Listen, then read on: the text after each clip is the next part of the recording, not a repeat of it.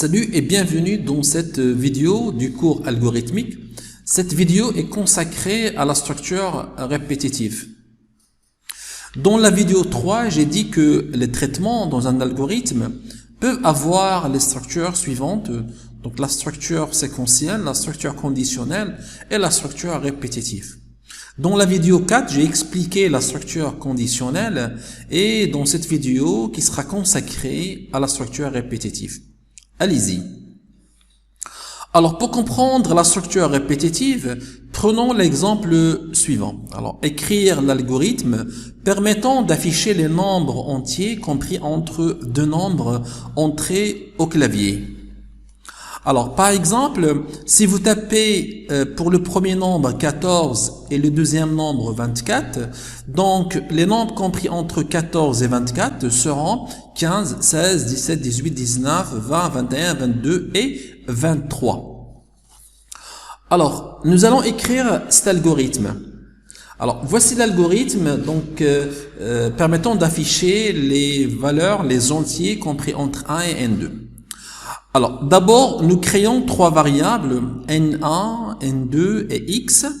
Donc, N1, c'est la valeur de début, N2, c'est la variable donc qui va contenir la valeur de fin, et X, c'est la valeur qui sera affichée. Donc, à chaque fois, X sera incrémenté de 1. Donc, c'est-à-dire sa valeur sera ajoutée de 1. Alors, nous lisons la variable N1 et N2, puis nous affectons à X la valeur de N1 incrémentée de 1. Alors, nous écrivons X que s'il est inférieur à N1, puis X sera incrémenté de 1. Fin si. Alors, vous remarquez la condition. Si X est inférieur à N2, alors écrit X reçoit X plus 1, fin si. Alors, d'abord, dans l'instruction X flèche X plus 1, cela veut dire qu'on veut mettre dans X, quoi? On veut mettre ce qui est dans X d'abord, incrémenté de 1. Donc, cette flèche-là s'appelle le signe d'affectation. Alors, cette condition, vous remarquez qu'il se répète à chaque fois que X est inférieur à N2. Donc, cette condition sera écrite combien de fois? Le nombre de fois N2 moins N1 moins 1 fois. Par exemple, si N2 égale à 100 et N1 égale à 2, alors la condition sera écrite 100 moins 2 moins 1, donc ce qui nous donne 97 fois. Si N2 égale à 15 000 et N1 égale à 1, alors la condition sera écrite combien de fois? 15 000, donc moins 1, ce qui nous donne 14 998 fois. Alors, en plus, N1 et N2 sont des variables, c'est-à-dire, nous ne savons pas ce que l'utilisateur va taper pour N1 et N2. Et bien sûr, nous n'allons pas savoir combien de fois nous allons écrire cette condition.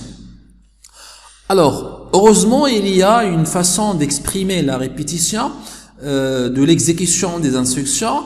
Il s'agit de l'instruction tant que. Tant que est une instruction permettant de répéter les instructions tant qu'une condition est vraie. Alors, la répétition se termine lorsque la condition devient fausse. Alors, appliquons maintenant l'instruction tant que à notre exemple. Donc, voici notre exemple.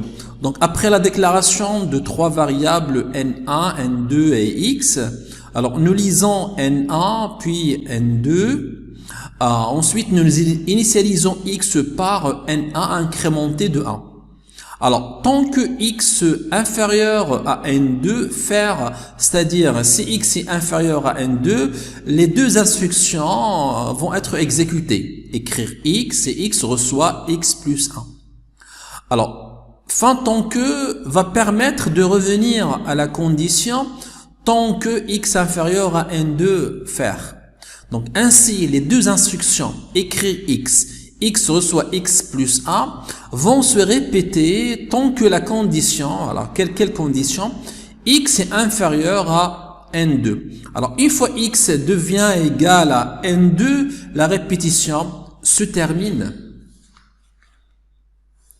Donc, voici un premier exemple de l'instruction tant que.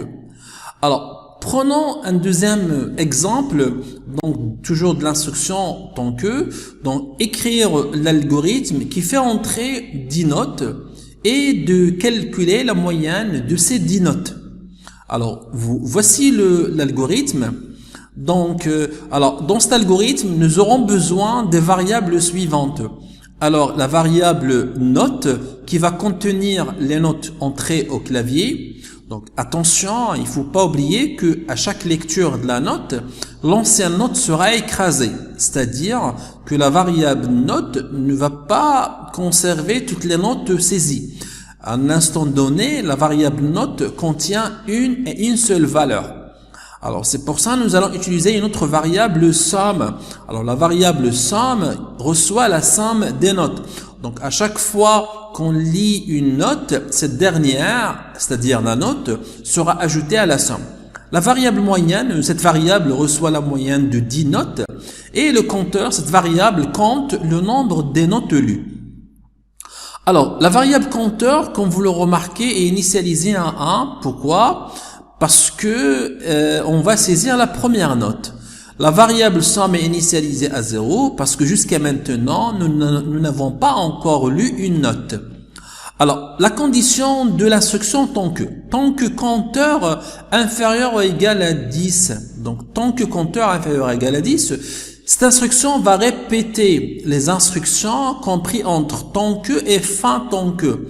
Donc, tant que la condition compteur est inférieure à 10, donc ça c'est la condition. Alors, voici les instructions qui vont se répéter. Alors, lire la note, somme reçoit somme plus note.